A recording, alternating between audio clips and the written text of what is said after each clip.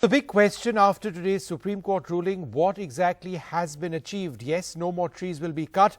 But as Sukirti was reporting over there, 98% of the trees that needed to be cut by the municipality have already been cut. And there doesn't appear to be any stay whatsoever as far as construction of that shed is concerned. Joining us now, Mirza, the actor, producer, here as a UN Environment Goodwill Ambassador and somebody who feels very close to this cause. Thanks very much for being with us. More than 2,400 trees have already been cut. Authorities say no more trees need to be cut. So any relief being given to the petitioners now, some would say, is essentially hollow. Do you believe that that's the case, that nothing really has been achieved? No, it hasn't. I guess the relief is that at least we've been heard. And this is going to be a matter that is going to come up again on the 21st of October. Vishnu, it's heartbreaking to bear witness to the fact that fully grown trees, hundreds of years old, have been massacred overnight, literally. And what's even more disheartening is the complete lack of participation, engagement on the part of government with civil society, people, right. Young children, student activists, and hundreds of people who've, collectively right. been campaigning to stop this massacre of these trees. Yeah, but so what is your message in a scenario like this, where governments decide to push ahead with cutting down of trees like this? They have been relentless in doing this. They have not decided to accept anything the protesters say. They believe they are on strong legal basis. On legal grounds, they've got a Bombay High Court order which backs them, evidently a Supreme Court order also, which doesn't necessarily go against what they've said.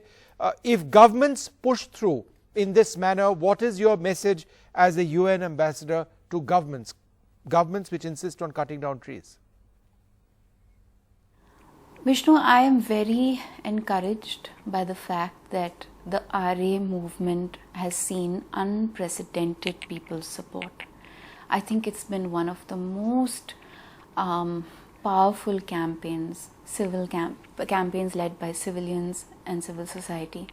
I think what it's done is that it's educated so many people about the strengths and merits of a full-grown ecosystem that a tree provides, the importance of protecting fully grown trees, the fact that planting saplings in the place of trees does not is no substitute. It just cannot be equated. It's not the same thing. I think more people now than ever before understand that in India you have 28 trees to a person, which is a very, very poor ratio of trees. And other countries have thousands of trees per person. In the face of climate change, there are many harsh realities that we have been confronted by in the recent past. There has been unprecedented flooding. We have to become sensitive and aware that our actions are going to have consequences, and our past actions have had terrible consequences, and we do not stand a chance in the face of climate change if we continue to act the way we are. I think the most important thing that people need to recognize, especially governments need to recognize, is that environmentalism is not obstructionism. It is pro-people, it's pro-human rights. It's so essential to engage with people. There have been so many experts who've come together who have given and invested so much time to this campaign and this movement, and encourage the government to acknowledge and see the options that are available at hand, to engage with them. But it's really tragic the way this has gone down. The petition in the Supreme Court says that the students tried for a Chipko movement. Instead, they were lathi charged by the police. Isn't this one of the saddest parts of all of this? Yes, of course, the destruction of trees, a lot of people would say unwarranted, particularly since we are trying to change as a society. But then if you've got children, students, lawyers, activists pushed around by the police, put behind bars, apparently abused, isn't that also a really sad thing, that this is what happens to people trying to protect the environment? Of course it does. I mean, I have so many people I know personally who were detained for many hours, young girls who I got calls from and messages from, and I was traveling at the time, so I couldn't go myself, but I did my best to tell them to stay calm and just wait it out, because the police was acting on orders. They were doing their job, so it really wasn't their fault. I would not like to hold the police accountable for this. I think it's important to hold the government accountable for the fact that young students and activists, children, women were detained. But there's also another way, Dia, of looking at this, that the fact is that this was not declared an ecologically sensitive zone, which is why earlier on, when it went to the Bombay High Court, they said that, look, this is a case which is being heard in the Supreme Court, not this particular case, but a case similar to this is being heard in the Supreme Court, and therefore they felt that on the grounds of jurisdiction, the High Court had earlier said that they don't have that ground for jurisdiction. It went to the Supreme Court. Ultimately, we know what the Supreme Court said. So what about that argument that this has not been ruled as an ecologically sensitive zone, and in the absence of that, there's nothing that could have actually stopped the demolition of these trees, the destruction of these trees?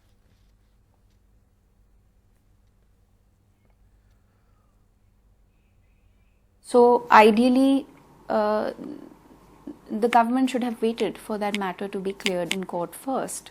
It's been pending since 2018. The point is that I go back to something I mentioned earlier, Vishnu, that there are options available. Cuff Parade was one option. There were other options that experts highlighted. And the other fact of the matter is that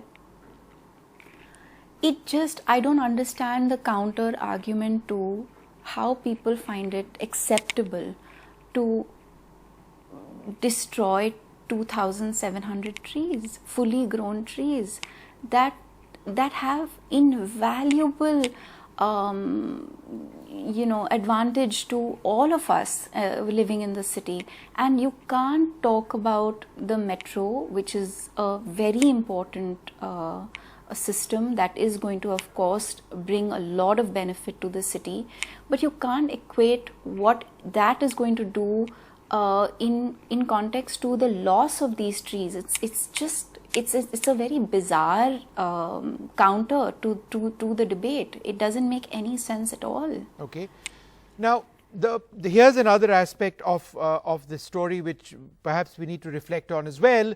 The car shed being built is on the banks of the Mithi River, and the worry is that the destruction of trees can result in flooding. So it's not just a question of trees being cut in a place which perhaps you argue that they shouldn't be cut, but that the destruction of these trees has a potential disastrous impact in terms of flooding in that area. Of course, and it has. Mumbai has flooded. Mumbai has Right. flooded.